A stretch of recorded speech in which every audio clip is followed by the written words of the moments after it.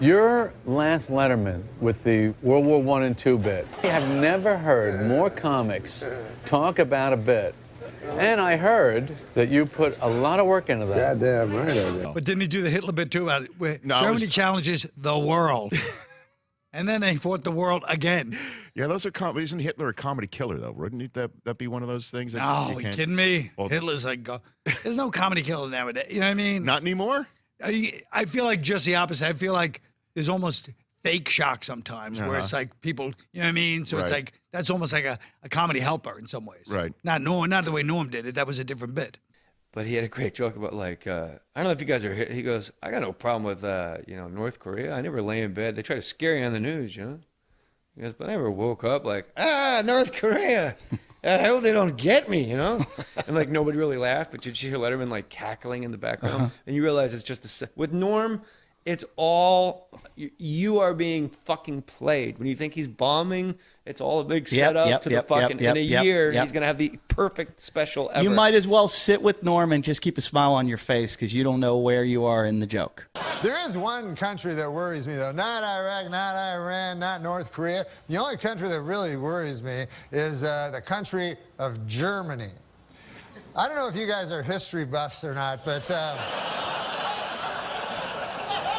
Well, I did see that Norm was Letterman's choice to be his last Yes. stand-up. I thought that was pretty. That was a funny bit too about That was great. World War II.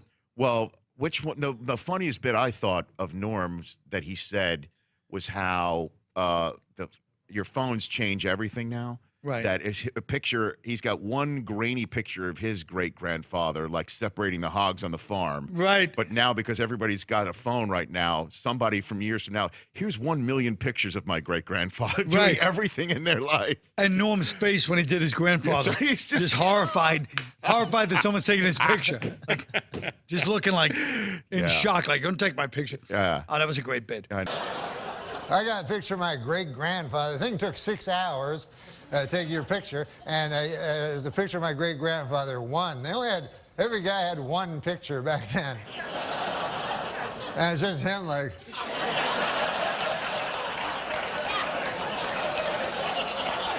I gotta get back, feed them hogs. Who's gonna feed the hogs? So my next big hero after Letterman's got to be Norm Macdonald. What did you learn about his set for his last appearance?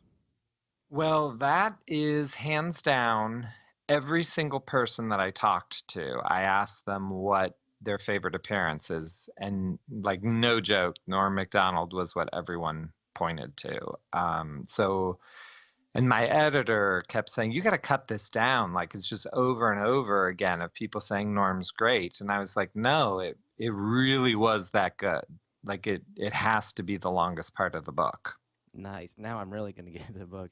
That's awesome. And so Jerry he was Foley. lying to you before. Now he's really gonna find out. yeah, now. And well, that's because I said I never send them for free. So now he's like, I mean, I know I'm supposed to. It kills my publicist. We're off topic already. But my publicist keeps saying, like, Iowa station wants to do a thing. Send him a book. And I'm like, what? I have to pay for those. Anyway, back to Norm. Jerry Foley was the director on The Late Show. And he said that Norm showed up like super early, like way earlier than anyone would. And he didn't want to tell anyone what he was going to do, what his monologue was going to be about. And he was just sort of walking around, just like soaking in the building because he wanted to spend as much time as he could there. And they were kind of concerned because you don't know what he's going to do and they have to be sure Dave will like it, and And so he kind of took him aside, and he said he didn't really know Norm very well. Like, he didn't have some bond with him, but he said, you've got to kind of share with me what you're going to do today so we can help you. And it kind of opens up this notebook, and it is napkins and like receipts and all of these notepads where they said they could just tell he had been working on it forever. Oh, wow. And even like in the cab over, he said, "Well, I just came up with this." And I don't know if you guys remember his set, but I think it's the best stand-up set that's ever been performed on late night television. I definitely agree. And did Dave like it? Yeah, I mean, Dave was really embarrassed by it in a good way, but I mean, he just couldn't believe, because Norm breaks down crying in the set. I mean, that's crazy in itself. And he told him he loved him. Norm told Dave, and you know, Dave doesn't really like that stuff. And I think Bill Sheff says, like, Dave just doesn't want to hear that kind of stuff.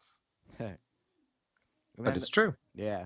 Norm Macdonald was just on David Letterman. I heard he cried. He was so upset. He cried, and it was like really like beautiful. Yeah. A lot of people remember back in May when Letterman retired, you were one of the last guests, and you got pretty choked up.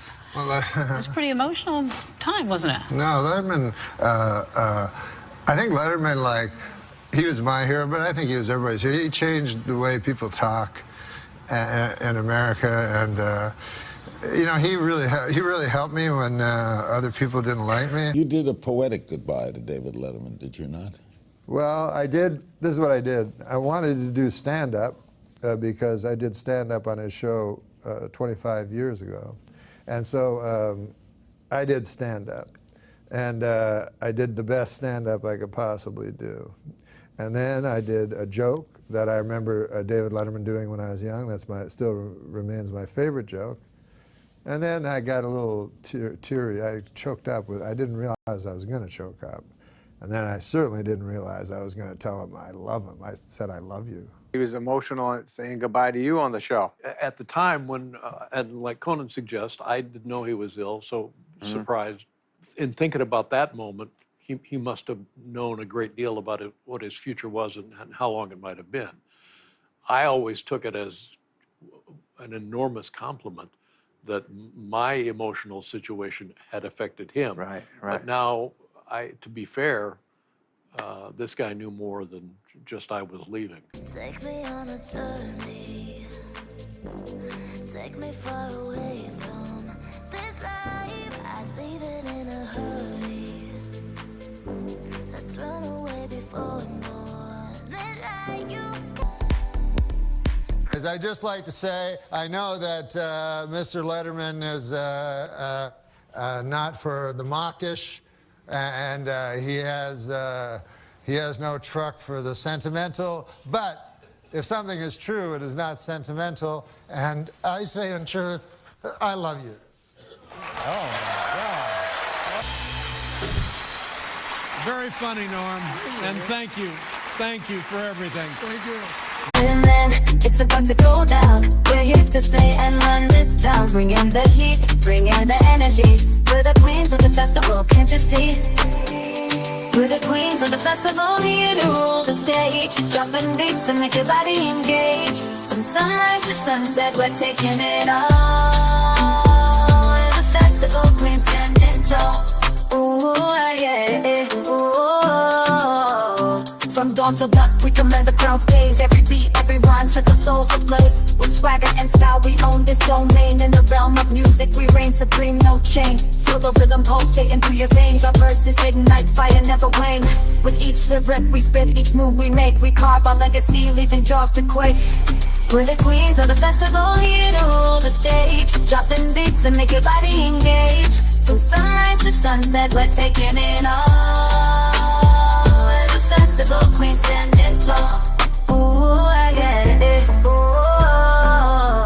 Ooh. No crown needed, our all's the crown jewel in the kingdom of sound. We never play the fool with beats as our scepters and rhymes as our decree. We're the sovereigns of rhythm for all to see. So bow down to the queens as we own the night. In the kingdom of music, we're the guiding light. From the first note to the last, we'll always be the festival queens, forever wild and free. Norm Macdonald, ladies and gentlemen. That was very sweet, Norm.